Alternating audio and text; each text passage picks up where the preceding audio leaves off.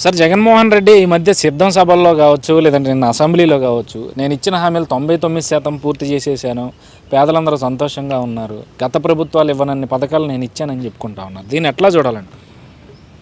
అది ఆయనకి అలా అనిపిస్తే నేను 99 మందికి నేనే ఇస్తున్నానని చెప్పి తాడేపల్లి ప్యాలెస్లో కూర్చొని చెప్తే సరిపోతే ఎట్లా? జనాల్లోకి వచ్చి జనంలో ఎవరెవరికి వెళ్తున్నాయి పథకాలు, ఎవరికి అందుతున్నాయి అనేది చెప్పగలిగితే అది సీఎం మంచి పరిపాలన అని ప్రతి ఒక్కళ్ళు కోరుకుంటారు.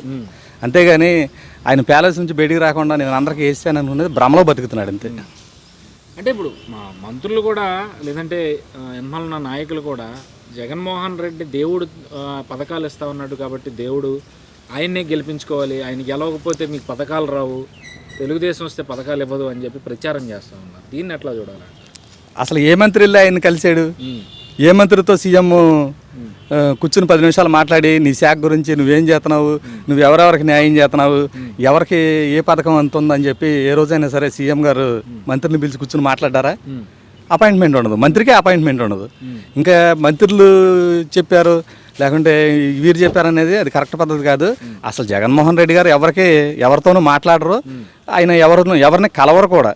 ఆయనకి ఏంటంటే కావాల్సింది ఓన్లీ కరప్షన్. మా అకౌంట్లోకి డబ్బులు ఎంత వచ్చినాయో చూసుకుంటాడు తప్పితే ఈ ప్రజలకి పెట్టాలా లేదనేది అసలు ఆయనకి అలాంటి ఆలోచనే ఉండదు. అసలు అవినీతి లేని పరిపాలన అందిస్తుందని చెప్తున్నాడు కదా మరి జగన్మోహన్. ఆయన చెప్పుకుంటాకే అది అవినీతి లేనిది అనేది ఆయన చెప్పుకోవడం వరకే. ప్రజలు చెప్పాలి, ప్రజలు అవినీతి లేని పరిపాలన అందించాడు జగన్మోహన్ రెడ్డి అని చెప్పి ప్రజలు చెప్పాలి. వాళ్ళ కేడర్లో ఉన్న వాళ్ళ మనుషులు, వాళ్ళ పార్టీ మీద గెలిచిన ఎంపీటీసీలు, పంచాయతీ ప్రెసిడెంట్లు వాళ్ళ వరకే తప్పితే సామాన్య ప్రజలకి ఎవ్వడికి ఏమీ అందే పరిస్థితిలో లేదు. ఇది ఈరోజు ప్రధానంగా జగన్మోహన్ రెడ్డి నినాదం ఏంటంటే నా ఎస్సీలు, నా ఎస్టీలు, నా బీసీలు, నా మైనార్టీలు, నేను వాళ్ళకి అన్ని కార్పొరేషన్లు ఇచ్చాను, వాళ్ళకి అన్ని కుర్చీలు వేసానని చెప్పి చెప్పుకుంటున్న పరిస్థితి. మరి గ్రౌండ్ లెవెల్ ఎట్లా ఉందంటారు ఈ నా అనుకునే వాళ్ళ పరిస్థితి? అసలు నా అనే మాట మాట్లాడడమే చాలా తప్పు జగన్మోహన్ రెడ్డి గారు. ఎందుకంటే ఇవాళ ఎస్సీల మీద ఎస్టీల మీద అనేక రకమైన దాడులు, ఏదన్నా ఎవరికన్నా ఇబ్బంది వచ్చి నిరాహార దీక్ష చేద్దామో లేకుంటే ధర్నా చేద్దామని అంటే వాళ్ళని పోలీసులతో కొట్టించడం, వాళ్ళని ఎప్పటికప్పుడు ముందు చూపుతో నిర్బంధించడం అనేది చేసేది జగన్మోహన్ రెడ్డి నైజం. ఎందుకంటే ఆ నైజంలో ఇవాళ స్వతంత్రంగా ఎవరైనా సరే బయటకు వచ్చి ధర్నా చేయవచ్చు, ఇంకోటి చేయవచ్చు, ఇది రాజ్యాంగ హక్కు. కానీ జగన్మోహన్ రెడ్డి చేసే పద్ధతి ఏంటంటే వీళ్ళు రేపొద్దున ధర్నా చేస్తారంటే ఒకరోజు ముందే వాళ్ళని తీసుకెళ్ళి అరెస్ట్ చేస్తాడు. అది జగన్మోహన్ రెడ్డి నైజం. ఇంకా ఎవరికి స్వేచ్ఛ ఉంది చెప్పండి? సో మరి ఎలక్షన్స్ వస్తూ ఉంటే ఈరోజు సీట్ల గురించి అయితే పెద్ద ఎత్తున చర్చ. ఇటు చూస్తేనేమో టీడీపీ జనసేన అలయన్స్ సీట్ల క్లారిటీ రాలేదు. ఈరోజు ఢిల్లీ పర్యటన చంద్రబాబు గారిది, ఈ అంశాన్ని ఎట్లా చూడాలండి? సీట్ల పరంగా వచ్చేసరికి ఇవాళ జగన్మోహన్ రెడ్డి పార్టీ ఆఫీస్ ఒక విధంగా చెప్పాలంటే మొత్తం ఖాళీ అయిపోయింది. పోటీ చేసే క్యాండిడేట్ లేకోకుండా ఎవరని ఎత్తుక్కునే పరిస్థితి. ఈరోజు నీకు ఇస్తానంటున్నారు, రేపొద్దున ఇంకోళ్ళకి ఇస్తానంటున్నారు. ఎవరిని అక్కడ నిలకడగా ఇతను మా క్యాండిడేట్ అని డిక్లేర్ చేసే పరిస్థితి అసలు ఎక్కడా లేదు. ఎందుకంటే వైఎస్ఆర్ పార్టీ పేరు చెప్పంగానే జనాలు పారిపోయే పరిస్థితిలో ఉంది.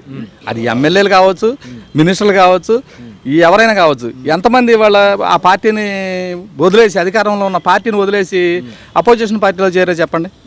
అంటే ఇప్పుడు జగన్మోహన్ రెడ్డి కూడా మన సిద్ధం సభలు అంటా ఉన్నారు, 175 స్థానాల్లో పొత్తులు పెట్టుకోపోతే తెలుగుదేశానికి క్యాండిడేట్లే లేరు అని చెప్పి మొన్న అనడం. ఈరోజు పేపర్లో చూస్తేనేమో మోదీ కాళ్ళ మీద పడి మీకు ఎన్ని సీట్లు కలితే అన్ని సీట్లు తీసుకోండి, మాతో పొత్తు పెట్టుకోండి అని చెప్పి వాళ్ళని బ్రతిమాలడానికి ఢిల్లీ వెళ్తా ఉన్నాడు చంద్రబాబు అని చెప్పి ఈరోజు సాక్షి పేపర్లో ఆర్టికల్ రావడం.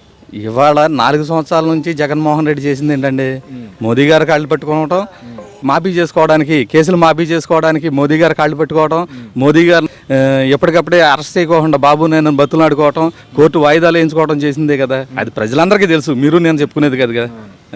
సో అప్పుల విషయం గురించి ఏమంటారు? ఈరోజు గత ప్రభుత్వం కన్నా నేనే అప్పులు తక్కువ తీసుకొచ్చానని చెప్పి చెప్పుకుంటా ఉన్నారు జగన్మోహన్ రెడ్డి. అప్పులు అనేది దానికి మాట్లాడడానికి ఆయన సరిపోడు. ఎందుకంటే ఇప్పుడు మన రాష్ట్రానికి ఏదన్నా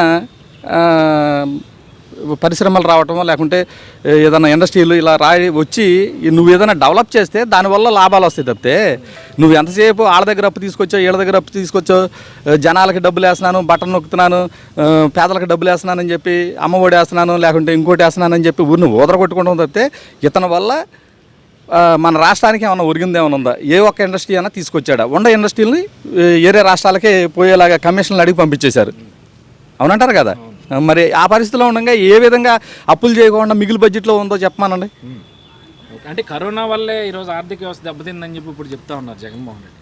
అంటే 3 ఏళ్లుగా గుర్తున్న కరోనా ఇప్పుడే గుర్తొచ్చింది అనుకోవాలి. అది చెప్పుకోవడానికే వాళ్ళకి ఇంకా అంతకన్నా మార్గం ఏమీ లేదు.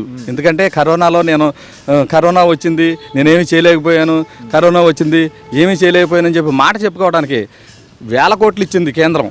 ఆ వచ్చిన డబ్బులు కూడా కరోనాకి ఆ వైరస్కి సంబంధించి మందులు వాడటం ఇంకోటి ఏమీ లేదు. మనం కొన్ని చోట్ల చాలా పేపర్లో చూసాం, బ్లీచింగ్ బదులు మైదా పిండి ఇలాంటివి కొట్టేసి జనాల్ని మోసం చేశారు. ఎవరికి సక్రమంగా వైద్యం చేయించిన పరిస్థితి కూడా లేదు. ఉదాహరణ మనకి డాక్టర్ సుధాకర్ గారిని మాస్క్ అడిగిన పాపానికి కొట్టి చంపేశారు. అది ఎంతవరకు సమంజసం చెప్పండి. ఇవన్నీ ప్రజలు గమనిస్తున్నారు. జగన్మోహన్ రెడ్డికి సరైన సమయంలో బుద్ధి చెప్తారు జనాలు. ఆ సమయం ఆసన్నమైంది.